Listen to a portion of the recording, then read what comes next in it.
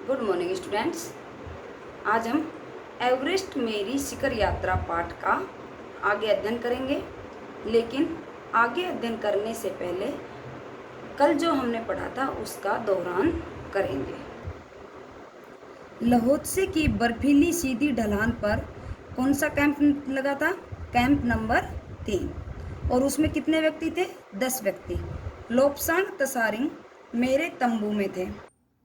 रात 12:30 बजे मेरे सिर के पिछले हिस्से में किसी एक सख्त चीज के टकराने से मेरी नींद अचानक खुल गई। किसकी नींद खुल गई? बचेंद्री पाल की। मुझे महसूस हुआ एक ठंडी बहुत भारी कोई चीज मेरे शरीर पर मुझे कुचलती हुई चल रही है और सांस लेने में भी उसे कठिनाई हो रही थी। लहोत्से ग्लेशियर से टूटकर नीचे आकर क्या गिरा? एक विशाल हिमपुंज, बर्फ का बड़ा पुंज। और उसकी तुलना किससे की थी? एक्सप्रेस रेलगाड़ी से। तेज गति भीषण गर्जना के साथ उसकी तुलना, विशाल हिमपुंज की तुलना एक्सप्रेस रेलगाड़ी की तेज गति और भीषण गर्जना के साथ की थी। और लोपसांग ने अपनी स्विच छुरी की मदद से किसको बचाया? बचेंद्री पाल को बचाया। और सुबह तक सारे सुरक्षा दल आ गए थे और दोबारा कहाँ पहुंच गए? कैंप नंबर 2 पर। और सभी नौ दो पुरुष सदस्य थे, उन सभी की कुछ ना कुछ चोटें आई, किसी की हड्डियां टूट गई थी। तो सभी को कहाँ भेज दिया? बेस कैंप पर भेज दिया। और कर्नल खुल्लर ने कहा कि इतनी ऊंचाई पर यह सुरक्षा कार्य का एक जबरदस्त साहसिक कार्य है। और कर्नल खुल्लर ने बचेंद्री पाल से भी कहा, क्या तुम भयभीत थी? क्या तुम वापस जाना चाहोगी बेस कैंप पर? बचेंद्री पाल ने क्या कर दिया? मना कर दिया। दूसरे दिन वो कहाँ पहुंच गई? साउथ कोल कैंप पर पहुंची। और अगले दिन की चढ़ाई के लिए उसने भी तैयारियां शुरू कर दी। कुकिंग गैस, ऑक्सीजन सिलेंडर, पानी गर्म करना, ये सभी कार्य, खाना बनाना कौन करने लगी? बचेंद्री पाल। और उसके दल में अब कौन सदस्य आ गए थे? की जय मीनू, जो उसके साथ आगे की चढ़ाई करने वाले थे। वो बिना ऑक्सीजन के क्या कर रहे थे? बिना ऑक्सीजन के भारी वजन लेकर साउथ कोल कैंप पर चढ़ाई कर रहे थे। और बचेंद्री पाल अपने दल के सभी सदस्यों की मदद करने के लिए क्या किया? नीचे उतरी, थर्मस में जूस और गर्म चाय भरने के बाद उन्होंने अपने दल के सदस्यों की क्या की? मदद की। और की जो उसके दल का सदस्य था वो क्या हो गया? हक्का बक्का रह गया, आश्चर्यचकित रह गया। उसने कहा, तुमने इतनी बड़ी जोखिम क्यों ली? इतना बड़ा कष्ट क्यों सहन किया बचेंद्री? तो उसने दृढ़तापूर्वक, किसने कहा? बचेंद्री ने, मैं भी औरों की तरह एक पर्वतारोही हूँ और इसलिए इस दल में आई हूँ। शारीरिक रूप से भी ठीक हूँ, स्वस्थ हूँ, तो मुझे अपने दल के सदस्यों की क्या करनी चाहिए? मदद करनी चाहिए। और थोड़ी देर बाद कहाँ पहुँच गए? साउथ कोल कैंप पहुँच गए। वहाँ पर उसे लाटू और बिस्सा मिलने नीचे उतर आए। और अगले दिन सुबह 4 बजे ही बचेंद्री क्या हो गई? उठ गई और बर्फ पिघलाई, चाय बनाई, कुछ हल्का सा नाश्ता किया, बिस्कुट और आधी चॉकलेट के साथ में। और जब तंबू से बाहर निकली 5:30 बजे, तो बाहर कौन खड़ा था? अंगदौर जी। और कोई भी व्यक्ति आसपास नहीं था। अंगदौर जी बिना ऑक्सीजन के ही चढ़ाई करने वाला था। अंगदौर जी बिना ऑक्सीजन के ही चढ़ाई करने वाला था, लेकिन इसके कारण उसके पैर ठंडे पड़ जाते थे। अंगदौर जी जब बिना ऑक्सीजन के चढ़ाई करता था तो उसके पैर क्या हो जाते थे? ठंडे पड़ जाते थे। इसलिए वह ऊंचाई पर लंबे समय तक खुले में और रात्रि में शिखर कैंप पर नहीं जाना चाहता था। इसलिए उसे या तो उसी दिन चोटी तक चढ़कर साउथ कोल पर वापस आ जाना था अथवा उसे अपने प्रयास को छोड़ देना था। अंगदौर जी को क्या करना था? या तो उसे उसी दिन एवरेस्ट की चोटी पर जाना और फिर वापस कहाँ जाना? साउथ कोल पर आ जाना, और यह अपने प्रयास को ही छोड़ देना। वह तुरंत ही चढ़ाई शुरू करना चाहता था। कौन? अंगदौर जी। और उसने मुझसे पूछा, क्या मैं उसके साथ जाना चाहूँगी? किससे पूछा? बचेंद्री पाल से। क्या आप मेरे साथ शिखर की चोटी पर जाना चाहोगे? एक ही दिन में साउथ कोल से चोटी तक जाना और वापस आना बहुत कठिन और श्रम साध्य, मतलब कठिन कार्य था, श्रम करता था, मेहनत साधने वाला था। इसके अलावा यदि अंगदौर जी के पैर ठंडे पड़ गए तो उसके लौटकर आने का भी जोखिम था। अगर बिना ऑक्सीजन के उसके पैर ठंडे पड़ गए तो उसको वापस लौटा कर लाना भी क्या था? जोखिम था, कष्ट भरा था। मुझे फिर भी अंगदौर जी पर विश्वास था। किसे? बचेंद्री पाल को।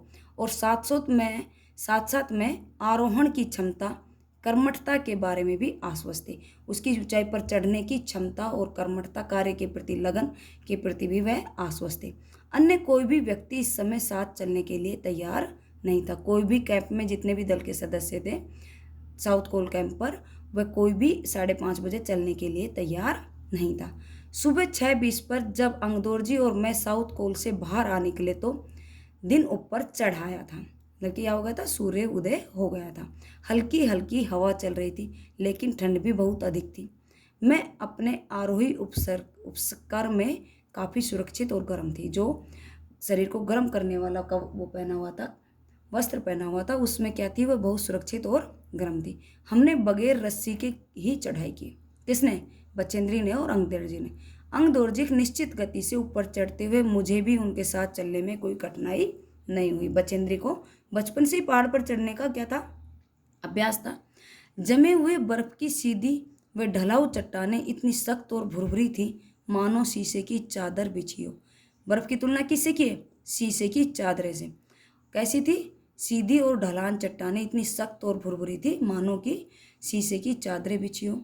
हमें बर्फ काटने के फावड़े का इस्तेमाल करना ही पड़ा और मुझे इतनी सख्ती से फावड़ा चलाना पड़ा कि उसे जमे हुए बर्फ की धरती को फावड़े के दांत काट सके। मतलब कि उसने अपनी शक्ति से पूरा दम लगा कर क्या किया, फावड़ा चलाया और उस बर्फ की धरती को फावड़े के दांते काट सके।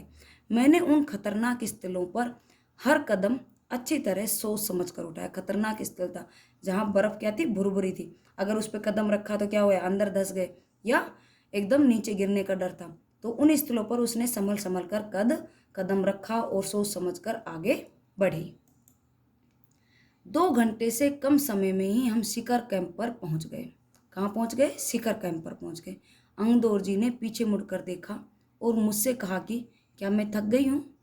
मैंने जवाब दिया नहीं, जिससे सुनकर वे बहुत आश्चर्यचकित और आनंदित हुए। 5:30 बजे कहाँ निकली? साउथ कोल कैंप से निकली। 6:20 से साउथ कोल कैंप से क्या हुई, बाहर निकली तो 2 घंटे में कहाँ पहुँच गई? शिखर कैंप पर पहुँच गई। और अंगदोरजी क्या थे? आश्चर्यचकित थे और आनंदित प्रसन्न भी थे। उन्होंने कहा कि पहले वाले दल ने शिखर कैंप पर पहुँचने में 4 घंटे लगाए थे और यदि हम इसी गति से चलते रहे तो हम शिखर पर, एवरेस्ट की चोटी पर दोपहर 1 बजे तक पहुंच जाएंगे। किसने कहा? अंगदोरजी ने कहा कि हम इसी गति से चलते रहे तो हम शिखर पर 1 बजे तक पहुंच जाएंगे। लाटू हमारे पीछे पीछे आ रहा था और जब हम दक्षिणी शिखर के नीचे आराम कर रहे थे वह हमारे पास पहुंच गए। लाटू भी किसके पीछे आ रहा था? बचेंद्री पाल के पीछे पीछे आ रहा था, उनके अंगदोरजी के पीछे आ रहा था। जब दक्षिणी शिखर के नीचे आराम कर रहे थे वह भी उनके पास पहुंच गया। थोड़ी थोड़ी चाय पीने के बाद हमने फिर चढ़ाई शुरू की।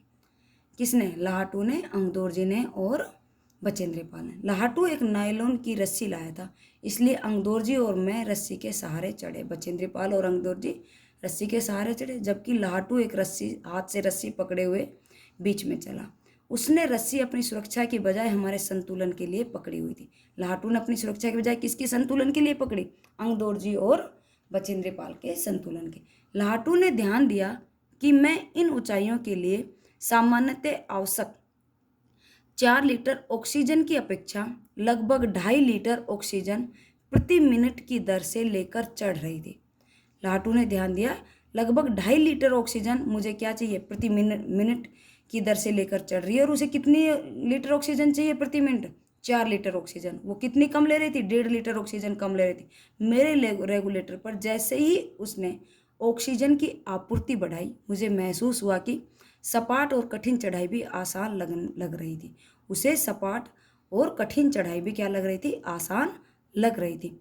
दक्षिणी शिखर के ऊपर हवा की गति क्या हो गई थी? बढ़ गई थी। बर्फीला तूफान तेज हो गया था। उस ऊंचाई पर तेज हवा के झोंके भुरभुरे बर्फ के कणों को चारों तरफ उड़ा रहे थे, जैसे दृश्यता में शून्य तक आ गई थी। उस दृश्य में वो कैसे हो गई? शून्य तक आ गई। अनेक बार देखा और केवल थोड़ी दूर के बाद कोई ऊंची चढ़ाई नहीं थी। ढलान एकदम सीधे नीचे चला गया।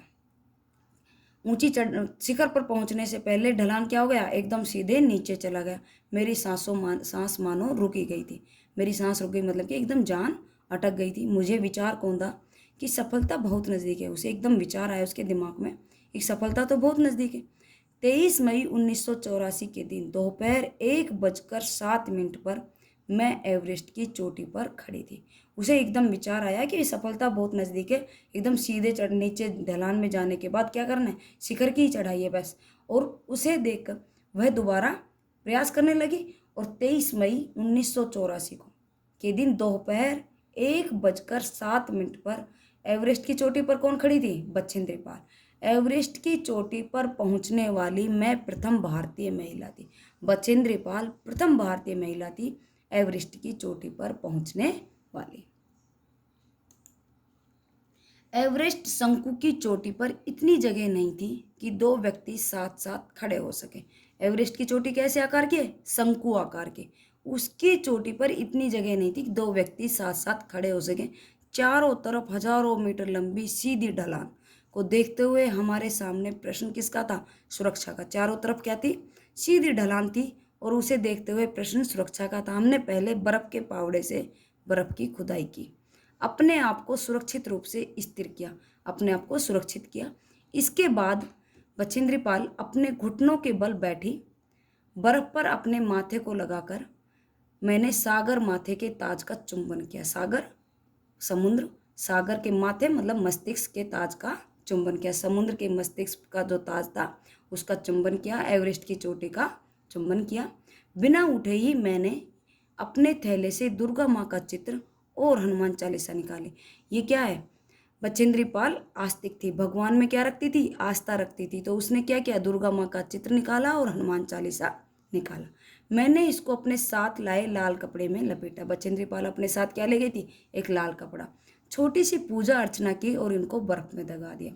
उसकी आस्तिकता से पता चलता है उसने छोटी सी एक पूजा अर्चना की और उसे बर्फ में दबा दिया। आनंद के इस क्षण में मुझे अपने माता पिता का ध्यान आया। आनंद के इस क्षण में जब वह एवरेस्ट की चोटी पर खड़ी है और उस क्षण में सबसे पहले उसे किसका ध्यान आया? अपने माता पिता का। सबसे पहले उसने अपने भगवान को धन्यवाद किया, एक उसे इतनी बड़ी सफलता दी। और पूजा अर्चना करने के बाद उसने अपने माता पिता का ध्यान किया। जैसे मैं उठी मैंने अपने हाथ जोड़े, मैंने अपने रज्जू नेता अंगदोर जी के प्रति आदर भाव से झुकी। रज्जू नेता जो उनका सामान लेकर साथ चल रहा था, उनकी सहायता कर रहा था, ये जो शेरपा कुली थे वह अंगदोर जी था, उसके प्रति वह आदर भाव से झुकी। अंगदोर जी जिन्होंने मुझे प्रोत्साहित किया, उसे चोटी पर चढ़ने के लिए उत्साहित किया, मुझे लक्ष्य तक पहुंचाया। अंगदोर जी ने क्या किया? उसे लक्ष्य तक भी पहुंचाया। मैंने उन्हें बिना ऑक्सीजन के एवरेस्ट की दूसरी चढ़ाई चढ़ने पर बधाई दी। अंगदोर जी कौन सी बार गया था एवरेस्ट की चोटी पर? दूसरी बार। और बिना ऑक्सीजन के अंगदोर जी दूसरी बार सफल हुआ। उस पर भी बछेंद्री पाल ने उसे क्या दी? बधाई दी। उन्होंने मुझे गले लगाया। अंगदोर जी ने बछेंद्री पाल को गले लगाया और मेरे कानों में फुसफुसाया, दीदी तुमने अच्छी चढ़ाई की, मैं बहुत प्रसन्न हूँ। वह खुश हुआ और उसने कहा, दीदी तुमने बहुत अच्छी चढ़ाई की है, मैं बहुत प्रसन्न हूँ। कुछ देर बाद सोनम पुलजर पहुँचे और उन्होंने फोटो लेने शुरू कर दी। कुछ देर बाद कौन पहुँच गए? सोनम पुलजर पहुँच गए और उन्होंने वहाँ की फोटो लेना शुरू कर दिया। इस समय तक लाहटू ने भी हमारे नेता को एवरेस्ट पर हम चारों के होने की सूचना दे दी। लाहटू ने किसके माध्यम से दी? वोकी टोकी के माध्यम से अपने नेता कर्नल खुल्लर को चारों की, बछेंद्री पाल, अंगदोर जी, सोनम पुलजर और लाहटू, हम चार लोग कहाँ पहुँच गए? एवरेस्ट के शिखर पर पहुँच चुके, उसकी सूचना दे दी। कर्नल खुल्लर हमारी सफलता से क्या थे? बहुत प्रसन्न थे। जब कोई भी दल का सदस्य क्या हो जाता है? सफल हो जाता है तो सबसे ज़्यादा किसको प्रसन्नता होती है? उस दल के मुखिया को। मुझे बधाई देते हुए उन्होंने कहा, मैं तुम्हारी इस अनूठी उपलब्धि के लिए तुम्हारे माता पिता को बधाई देना चाहूँगा। किसने कहा? कर्नल खुल्लर ने। किससे कहा? बछेंद्री पाल को। एक तुमने जो ये अनूठी सफलता प्राप्त की है, उपलब्धि ली है, प्रथम भारतीय महिला बनी हो एवरेस्ट पर जाने वाली, इसके लिए मैं तुम्हारे माता पिता को क्या देना चाहूँगा? बधाई देना चाहूँगा। वे बोले कि देश को तुम पर गर्व है। वे बोले देश को तुम पर गर्व है और अब तुम ऐसे संसार में वापस जाओगी जो तुम्हारे अपने पीछे हुए संसार, छोड़े हुए संसार से एकदम भिन्न होगा। कर्नल खुल्लर ने कहा कि देश को तुम पर गर्व है, प्रथम महिला बनी हो एवरेस्ट पर चढ़ने वाली, और अब तुम ऐसे संसार में जाओगी जो तुम्हारे अपने पीछे छोड़े हुए संसार से एकदम भिन्न होगा। इससे पहले आपको कोई नहीं जानता था बछेंद्री पाल कौन है। अब आपको सभी लोग किससे जानेंगे? एवरेस्ट पर जाने वाली प्रथम महिला के नाम से आपको सभी जानेंगे। आज हमारा चैप्टर पूरा होता है। Thank you class.